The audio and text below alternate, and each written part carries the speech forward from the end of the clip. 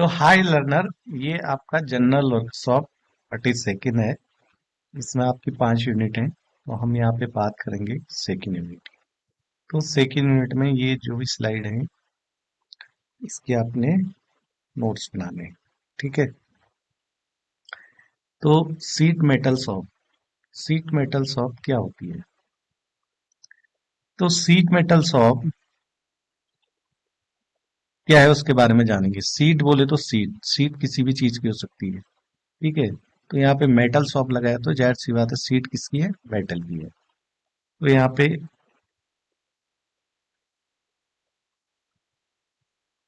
इसके बारे में तो ऑलरेडी बताया ही आपको, फिलहाल फिर से बता देते हैं। Seat metals of types of material. Seat metal shop में टाइप्स ऑफ मटेरियल क्या होते हैं? ठीक है। जो सीट मेटल वर्कशॉप रहती है उसके अंदर किस मटेरियल की सीटों का यूज किया जाता है? तो mild steel sheet, galvanized iron sheet, उसको जीआई सीट भी बोलते हैं। और जिसमें आप सारे जॉब बना रहे हो वो जीआई सीट ही है। ठीक है। एल्यूमिनियम सीट, ये तो अवेलेबल नहीं है आपके वर्कशॉप में। कॉपर सीट काफी कॉस्टली होती है, इसलिए अवेलेबल नहीं है। टिन प्लेट, ये सारी जो सीटें हैं जितने मेटल की, ये सभी वर्कशॉप के अंदर यूज होती है। तो जैसा कि मैंने आपको बताया, बेसिक प्रॉपर्टीज क्या होती हैं। देखो, बेसिक प्रॉपर्टीज क्या होती हैं, जैसे सीट मेटल शॉप है, वहां लकड़ी की सीट तो यूज नहीं कर सकते ना हम। तो सीट मेटल शॉप में यूज होने वाले मेटल में कुछ बेसिक प्रॉपर्टीज होनी चाहिए। जैसे मैलेबिलिटी, यानी पीट कर आकार देने की क्षमता। आपको ये याद करने का शॉर्ट ट्रिक है, मैलेट से हम पीटते हैं। ठीक है। तो मैलेबिलिटी मतलब पीटना मैलेट से, और उससे कोई शेप साइज देना। डक्टिलिटी, यानी डक्टिलिटी का गुण होना चाहिए। डी, आप देख रहे हो डी कैसा है? घुमा हुआ है ना, यानी उसको बेंड किया है ना। डी जो है, डी का शेप क्या है? पीछे का शेप घुमा हुआ है। तो डक्टिलिटी बोले तो घूमने, यानी मोड़ना, है कि नहीं है? तो दोनों सिमिलर है कहीं ना कहीं। तो डक्टिलिटी है मोड़ने की क्षमता। उसके बाद है थिकनेस। सीट की कोई ना कोई थिकनेस होनी चाहिए, जिससे हम थिकनेस गेज से उसको मेजर करते हैं। कॉरिजन रेजिस्टेंस, जंग से बचाव, यानी हमें वो सीट को जंग से किस प्रकार बचाया जा सकता है। आपने कोई सीट का प्रोडक्ट बनाया, बाद में जो है वायुमंडल के संपर्क में आने पे जो है सीटें जो है धीरे धीरे उसमें जंग लगता है, तो उनसे बचाव के क्या आपके पास उपाय है, उसके बारे में इस सीट मेटल शॉप में आप जानेंगे। ठीक है। नेक्स्ट है सीट मेटल शॉप का परिचय and demonstration. Sheet metal sheet में aluminium, copper, bronze, stainless steel, steel other sheet use की जाती है। सीट मेटल शॉप वह कार्यशाला है जहां पतली धातु चादरें जैसे एमएसजीआई, एल्यूमिनियम, तांबा को कटिंग, बेंडिंग, फार्मिंग और जॉइनिंग। इसमें देखो, कटिंग अलग चीज है, एक अलग प्रोसेस है कटिंग। बेंडिंग एक अलग प्रोसेस है, फॉर्मिंग एक अलग प्रोसेस है, और जॉइनिंग एक अलग प्रोसेस है। तो ये सभी प्रोसेस के बारे में आपको डेफिनेशन आनी चाहिए। प्रक्रियाओं द्वारा विभिन्न उपयोगी वस्तुओं में परिवर्तित किया जाता है। हमको कोई प्रोडक्ट अगर उससे बनाना है तो ये सभी प्रोसेसों से हमको गुजरना होता है लगभग लगभग। ठीक है। जैसे फॉर एग्जांपल है बॉडी पैनल, डक्ट, टैंकी, बॉक्स, ट्रे आदि के निर्माण में किया जाता है। डिमोन्स्ट्रेशन में क्या है, सीट मेटल के कार्य की चरणबद्ध प्रक्रिया दिखाई जाती है। पहले, सबसे पहले जो होती है किसी भी वर्कशॉप में, हम कोई प्रोडक्ट तैयार कर रहे हैं तो सबसे पहले क्या है, उसमें उसकी माप व मार्किंग की जाती है, यानी मेजरिंग की जाती है और मार्किंग की जाती है। After then cutting, cutting shear या हैक्सो के माध्यम से। उसके बाद बेंडिंग व फोल्डिंग, बेंडिंग व फोल्डिंग के लिए हमको किस टूल की आवश्यकता पड़ती है? हैमर या फोल्डिंग मशीन की। तथा अंत में जॉइनिंग, जब प्रोडक्ट बन जाता है उसके दो पार्ट को जोड़ना है तो रिवेटिंग, सोल्डरिंग और फिनिशिंग, सोल्डरिंग की जाती है, और उसके बाद लास्ट में उसको फिनिशिंग किया जाता है। अगर फिनिशिंग नहीं दिया जाएगा तो जो उसकी शार्प एज है, उसमें से जो बर निकल रहे हैं, जो चिप्स निकल रहे हैं, वो जो है हमको यूज करते टाइम उससे कोई हार्म हो सकता है, हार्मफुल हो सकती है, ठीक है। साथ ही सुरक्षा उपकरणों, दस्ताने, ग्लव्स का भी सही उपयोग प्रदर्शित किया जाता है। उसके बाद है use and take measurement with the help of basic measuring tool equipment in shop wise. ये शॉप वाइज है, बहुत सारी शॉप में होती हैं, तो कुछ टूल इसमें से हर शॉप के लगभग लगभग एक टूल है इसमें। तो जैसा साइड में रूलर है, रूलर तो हर शॉप में यूज होता है। मेजरिंग टेप है, वो भी हर शॉप में यूज होता है। कैलिपर्स लगभग लगभग हर शॉप में यूज होता है। माइक्रोमीटर भी यूज होता है, ठीक है। तो जैसे अब इसमें वोल्टमीटर है, ये वोल्टमीटर जो है लगभग इसमें यूज नहीं होता है शीट मेटल शॉप में, इलेक्ट्रिकल शॉप में। बैरोमीटर, प्रेशर, तो ये भी इस शॉप में यूज नहीं होता। Ammeter, kilowatt meter, sound level meter, हाँ साउंड लेवल मीटर को हम शीट मेटल शॉप में यूज कर सकते हैं, क्योंकि अगर एक पर्टिकुलर जहाँ पे शीट मेटल शॉप है वहां पे हम कार्य कर रहे हैं, तो वहां पे जो आवाज का लेवल है, जो हमको हार्म कर सकता है हमारे किसके लिए, हमारे हेल्थ के लिए, एक लिमिट के बाद की साउंड अच्छी नहीं होती है। तो वो सब चीजों को हम कैसे कम कर सकते हैं, तो उस साउंड लेवल मीटर से उसको ये करते हैं, ठीक है, मेजर करते हैं और कोशिश करते हैं कि जो यहाँ पे शीट मेटल शॉप में जो भी नॉइज पोल्यूशन क्रिएट हो रहा है उसको हम मेंटेन कर सकें। थर्मोमीटर, इसका भी यूज है, एक नियमित टेम्परेचर के अंदर जो है हम उसको यूज कर सकते हैं। बेकरी ग्लास ही तो नहीं है। स्टॉप वॉच, स्टॉप वॉच का भी यूज कर सकते हो आप, क्योंकि स्टॉप वॉच का पर्पज ही यह है कि किसी भी प्रोसेस को कंप्लीट होने के लिए या किसी भी टास्क को कंप्लीट होने के लिए कितना टाइम लगता है, वो स्टॉप वॉच के थ्रू हम मेजर करते हैं, ठीक है। इसके बाद है थियोडाइट, ये तो नहीं है। डायल इंडिकेटर, डायल इंडिकेटर से सरफेस फिनिशिंग, जो उसका स्ट्रक्चर है सरफेस का, है ना, कहीं उठा है, कहीं नीचे है, कहीं ऊपर है, तो उससे डायल इंडिकेटर के थ्रू भी हम उसको मेजर करते हैं। एनीमोमीटर का यूज यहाँ पे होता नहीं है। और साइड में रूलर है, और इस साइड में क्या है, एल्बो, एल्बो रूलर है, या इसको ट्राई स्क्वायर भी बोलते हैं, ठीक है। तो सीट मेटल शॉप में हैंड टूल है, सबसे कॉमन हैंड टूल है टूल स्निप। देखो यहाँ पे पिक्चर दिखाया गया है। स्निप क्या है, हाथ से चलने वाला एक औजार है जिसका उपयोग सीट, मेटल, पतली धातु की चादर, एल्यूमिनियम टायर आदि को सीधा या घुमावदार काटने के लिए किया जाता है। यह सीट मेटल शॉप में सटीक और साफ कट के लिए व्यापक रूप में उपयोग होने वाला टूल है।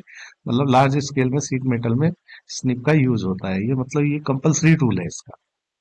तो टाइप्स ऑफ स्निप यहाँ पे दिए हैं, तो हम सीट के अकॉर्डिंग और उस सीट के अकॉर्डिंग जो है स्निप का चयन करके उस सीट को काटेंगे, ठीक है। उसके बाद है, ये वेल्डिंग शॉप लिखा है, इसको कट कर देना है, सॉरी, इसको मैं कट ही कर देता हूँ अभी। फिर है मेजरिंग टूल इक्विपमेंट, है मापने के औजार। तो मेजरिंग टूल में ये टूल है तुम्हारा फर्स्ट है, यहाँ पे सेकंड लिखा है, इसको फर्स्ट कर देते हैं, ठीक है।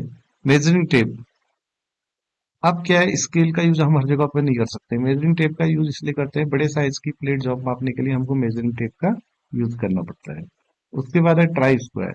ट्राई स्क्वायर एक मापन एवं जांच उपकरण है, ठीक है, मापनीय जांच उपकरण है जिसका उपयोग किसी कार्य वस्तु की सतह पर 90 डिग्री समकोण जांचने, सीधी रेखा खींचने के लिए किया जाता है। इसका प्रयोग मुख्यतः machine shop, tea shop, carpentry shop आदि में किया जा सकता है। सीट मेटल शॉप में भी इसका उपयोग कर सकते हैं, कोई दिक्कत नहीं है, ठीक है। इसके मेन पार्ट ये है, पिक्चर ये है।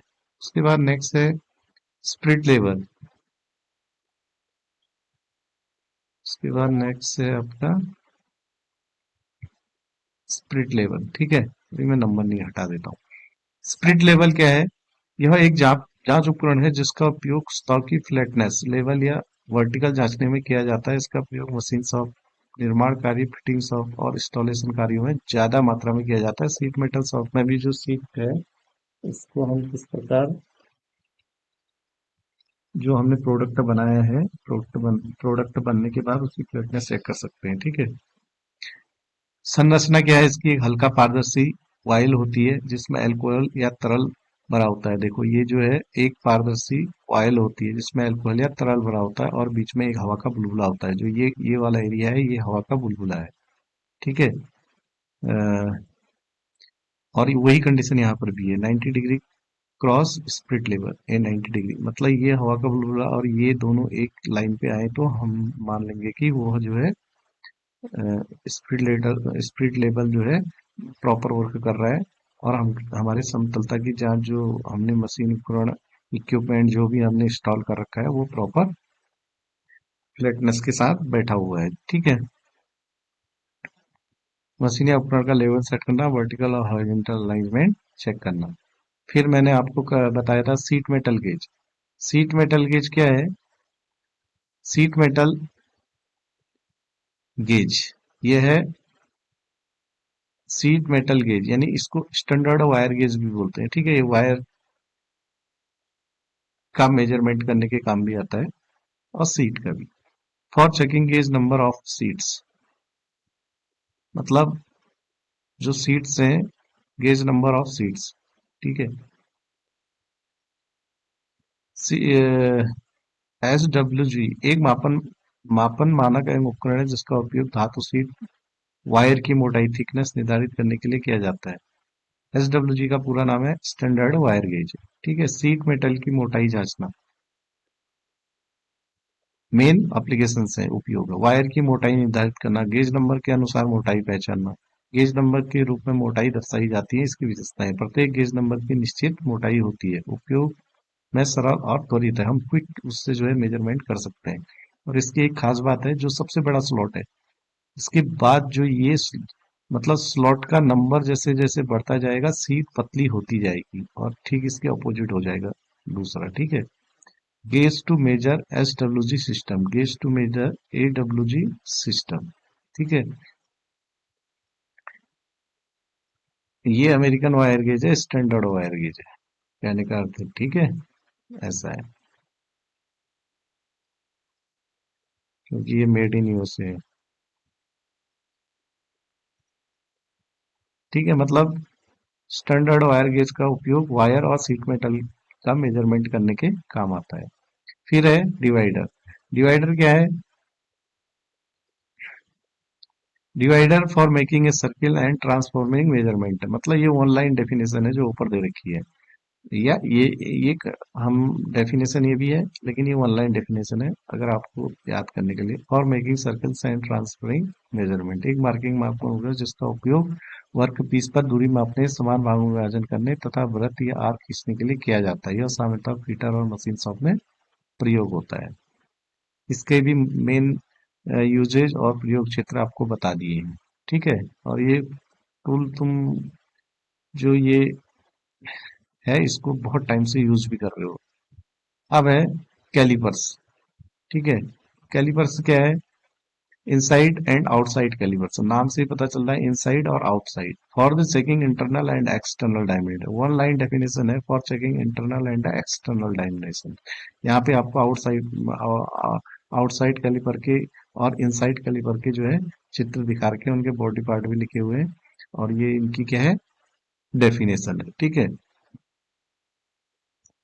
उसके बाद नेक्स्ट टूल है scriber, used for marking layout lines and seat metal. Scriber का प्रयोग, देखो स्क्राइब करना मतलब खरोंच, हिंदी में बोलेंगे तो खरोंच कहीं हो जाता है यार।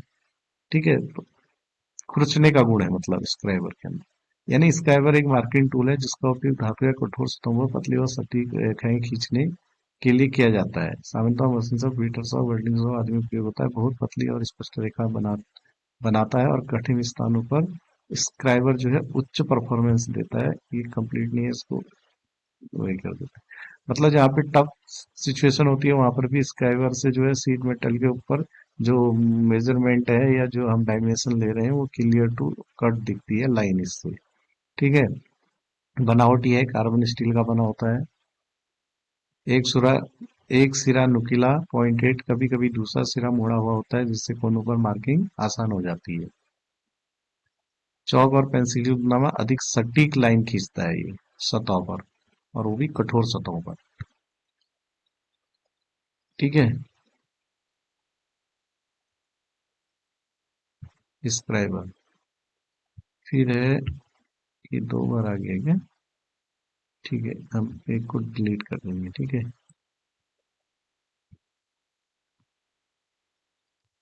उसके बाद है होल्डिंग। डिवाइस है सी क्लैंप। तो वन लाइन डेफिनेशन आपको देगी, सी क्लैंप है locking pliers vise grip hold pieces firmly before and during welding या बिफोर ड्यूरिंग कटिंग। ठीक है, इसको भी वेल्डिंग शॉप में भी यूज होता है, ऐसे कुछ नहीं है। सी क्लैंप पे क्या है, ये आंतरिक फिक्सिंग टूल है जिसका उपयोग वर्कपीस को मजबूती से पकड़ने और स्थिर रखने के लिए किया जाता है, विशेषकर वेल्डिंग, ड्रिलिंग, कटिंग और असेंबली कार्यों में इसका फ्रेम सी आकार का होता है जो सामान्यतः कास्ट आयरन का बना होता है, कास्ट आयरन या फोर्ज स्टील से बना होता है। ठीक है, इसके बाद है नेक्स्ट सेंटर पंच है, इसके बारे में भी आपको बताया था। सेंटर पंच ये है, इसका जो डॉट पॉइंट है, यानी ये वाला पॉइंट है, इसका एंगल जो है 60 डिग्री होता है, इसके बारे में पढ़ लेना।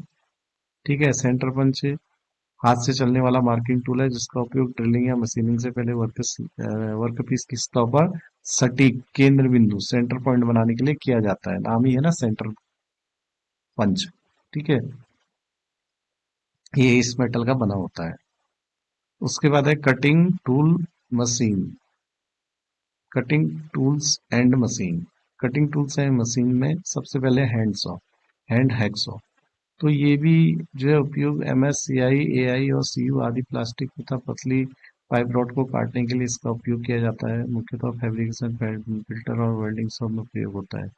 ठीक है, तो ये टूल है, ये आपने यूज भी किया है, ये इसका पिक्चर है और इसके सारे बॉडी पार्ट्स के नाम दिखाए गए हैं यहाँ पे। ठीक है, जैसे विंग नट बोलते हैं इसको, एडजस्टेबल ब्लेड होल्डर ये है, रिएक्टिंग पिंस हैं जो ये है, रिएक्टिंग पिंस है, फिक्स ब्लेड होल्डर, ये फिक्स ब्लेड होल्डर है। ठीक है, ये फिक्स रहता है और ये मूवेबल होता है ना आगे पीछे।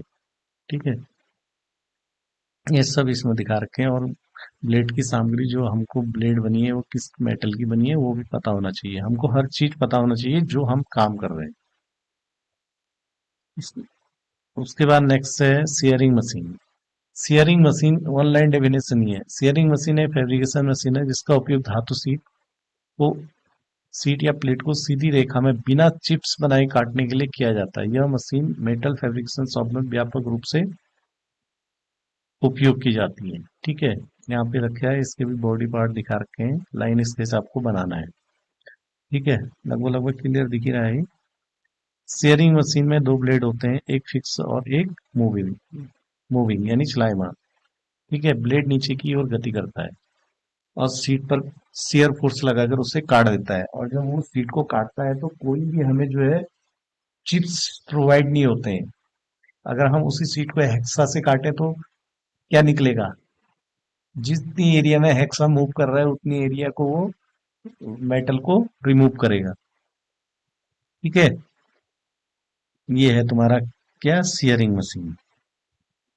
फिर आपका नेक्स्ट आता है forming bending machine, forming and bending machine. तो सबसे पहले ये देखो कि फॉर्मिंग और बेंडिंग क्या चीज है।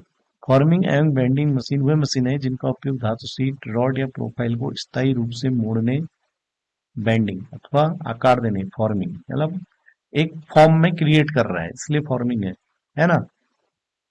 फॉर्मिंग बोले तो एक फॉर्म क्रिएट हो रहा है के लिए किया जाता है। इस मशीन में धातु को गर्म या ठंडी अवस्था में प्लास्टिक विकृति के द्वारा वांछित आकार दिया जाता है, प्लास्टिक विकृति के द्वारा वांछित आकार दिया जाता है।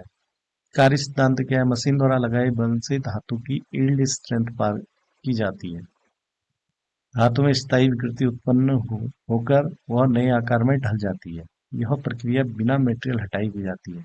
मतलब आप शेप चेंज कर रहे हो तो मटेरियल रिमूव नहीं हो रहा है, जो मटेरियल है वो कंप्लीट है। अगर 1 kg मटेरियल का वेट है तो आउटपुट भी हमको 1 kg ही मिलने वाला है लगभग लगभग। ठीक है, तो ये कुछ प्रोसेस के चित्र यहाँ पे दिखाए गए हैं। इसी में तीसरा है press brake, sheet metal bending, rolling machine, roll bending, cylinder cone बनाना, फोल्डिंग मशीन मतलब किनारों को फोल्ड करना, पाइप बेंडिंग मशीन यानी पाइप को बेंड करना, hydraulic machine press forming operation किए जाते हैं जिसके अंदर। तो यहाँ पे कुछ चित्र दिखाए गए हैं। फोर्जिंग में देखो, यहाँ से नीचे को फोर्स लग रहा है और ये सरफेस है, और यहाँ से ऊपर को फोर्स लग रहा है, तो ये चीज जो है इधर को एक्सटेंड होगी, ये चीज इधर को एक्सटेंड होगी। यहाँ पे दो रोलर जो है इस डायरेक्शन में घूम रहे हैं, ये इधर को घूम रहा है, ये इधर को घूम रहा है। तो यहाँ से हमने जो है उसके अंदर इतना बड़ा पीस है, हम इन दो रोलर के बीच में उसको निकालते हैं। आपने कभी ज्वेलरी की दुकान पे बैठे हो तो वहां पे देखा होगा, जो गोल्ड स्मिथ है ना, यानी जो सुनार है, वो क्या करता है, खींचता है ना सोने को पकड़ पकड़ के, अलग अलग स्लॉट बने होते हैं उसमें। तो वहां पे सोने की ईंट को धीरे धीरे इनमें घुमाते रहता है, तो पतली पतली होके एक तार का रूप ले लेती है। ठीक है। वायरिंग ड्राइंग, ये देखो वायरिंग ड्राइंग क्या है, ये इस टाइप से, ये फोर से इधर लग रहा है, इधर ये मेटल पीस है, इसको यहाँ से निकाल रहे हैं। ठीक है। और ये भी कुछ ऐसा ही है। ठीक है। ये यहाँ पे एक कंप्लीट एसेसरीज है, यहाँ से निकल रहा है, एग्जिट हो रहा है। डीप ड्राइंग, डीप ड्राइंग मतलब नीचे को ये एक शेप दे रहा है। ठीक है, जैसे कप प्लेट है वहां पे यूज होते हैं। स्ट्रेच फॉर्मिंग, स्ट्रेच फॉर्मिंग में ये डाई है, यानी इसके ऊपर जितना इसको खींचेगा ये फैलता जाएगा, ये यहाँ पे चोट करेगा, जो भी करेगा। ठीक है, ये बेंडिंग है, बैंड हो रहा है। और ये सीयरिंग है। ठीक है। नेक्स्ट है पावर ब्रेक मशीन। पावर नाम से आपको पता चलना चाहिए कि इसका जो मशीन है, जो किसी न किसी पावर से चल रही है। ठीक है, यानी ह्यूमन पावर से नहीं, इलेक्ट्रिकल पावर, हाइड्रोलिक पावर, जो भी है। तो ये भी है इसमें। प्रेस मशीन एक seat metal forming and bending machine है। ठीक है, जिसका उपयोग धातु सीट को सीधे यू वी और चैनल आकार में मोड़ने के लिए किया जाता है। यह मशीन फैब्रिकेशन, ऑटोमोबाइल इंजीनियरिंग के उद्योग में व्यापक रूप से प्रयुक्त होती है। अगर आप सीट मेटल इंडस्ट्री में एंट्री मारेंगे तो ये मशीनें अपने को ऑपरेट, वर्किंग करते हुए दिखेंगी। ठीक है। इसमें कार्य सिद्धांत यह है, सीट मेटल को डाई पर रखा जाता है, डाई होती है, ऊपर से पंच द्वारा नियंत्रित बल लगाया जाता है।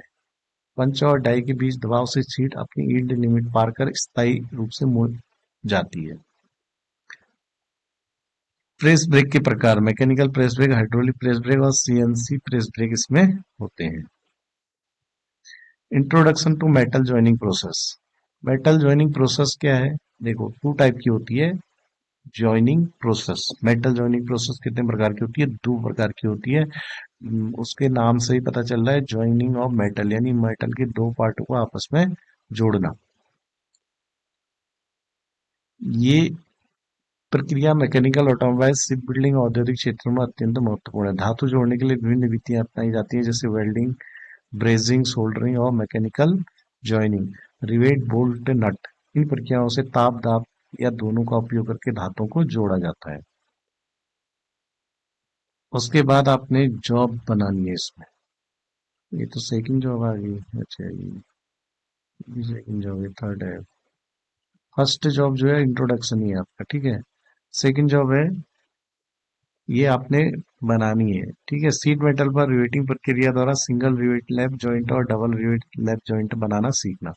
ये प्रैक्टिकल जो है आपको वर्कशॉप में करना है, और उसको इस प्रकार लिखना है। ये इसका सिंगल रिवेटेड लैप जॉइंट है और डबल रिवेटेड लैप जॉइंट है। ठीक है। ये इसका 2D डायग्राम है नीचे वाला, ये वाला, और ये 3D डायग्राम है, यही सोच लो। ठीक है। ये क्या है, थर्ड, मेकिंग सिंगल डबल सीम जॉइंट बनाना। मेकिंग सिंगल और डबल जॉइंट सीम जॉइंट जो आपने बना दिया है। ठीक है, इसके बारे में इस प्रकार आपको लिखना है, और इसके याद भी करना है। और आपने जो सीम जॉइंट बनाया वो किस टाइप का था। ठीक है, ओवरलैप था, सिंगल लॉक था, है ना, डबल लॉक था, स्नैप ऑन कैप। इतने तरीकों से जो है हम दो मेटल पार्ट्स को आपस में जोड़ सकते हैं। ठीक है। इसके बाद नेक्स्ट है, आपको जो जॉब बनाना है वो बनाना है प्रिपेयर ए सिलेंड्रिकल जॉब। एक सिलेंड्रिकल जॉब बनाना है आपको इसमें, उसके बारे में इस टाइप का। ठीक है, इसकी डायमेंशन हम आपको बता देंगे, जो आपको जरूरत है उस हिसाब से जो है आप सिलेंड्रिकल जॉब बना सकते हैं। सिलेंड्रिकल जॉब बनाने के लिए ये इसको प्लेट है मेटल की, उसके कॉर्नर जो है 45 डिग्री पे आपने ये करने हैं, देखो ये यहाँ पे, ठीक है। तब जाके इसको राउंड शेप में लेना है। इसके बारे में लिखना भी है। जॉब भी मेकिंग बॉक्स आइटम। फिर बनाना है नेक्स्ट जॉब, कौन सा है आपका? शीट मेटल में निर्धारित माप के अनुसार एक बॉक्स तैयार करना है। ठीक है, उसके लिए ये प्रोसेस करना है। प्रक्रिया, परिणाम, सावधानियां, सामग्री, उद्देश्य सब दिए हैं। तो ये जॉब जो बनाना है शीट मेटल में, बॉक्स शीट मेटल में, ये इस प्रकार बनाना है। पहले ये जॉब बनाने से पहले हम उसका एक डायग्राम बनाएंगे। देखो, ये बॉक्स का बॉटम एरिया है और ये साइड लॉन्ग साइड है, लॉन्ग साइड मतलब ये साइड होने वाली है, ये हैम साइड है, मतलब फोल्ड होने वाली है, ठीक है।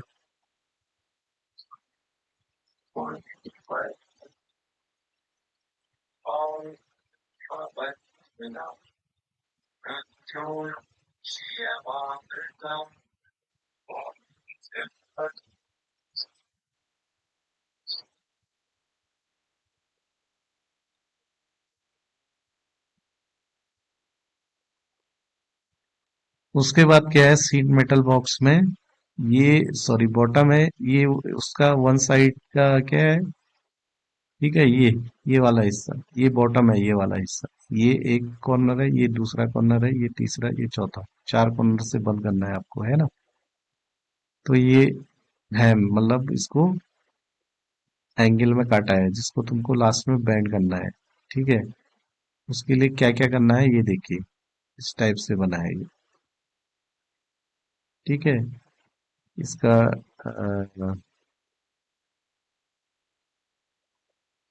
ये करना है आपको, ठीक है। पूरा डायमेंशन देखना है और हमको एक कुल मिला के बॉक्सीट मेटल का बॉक्स बनाना है।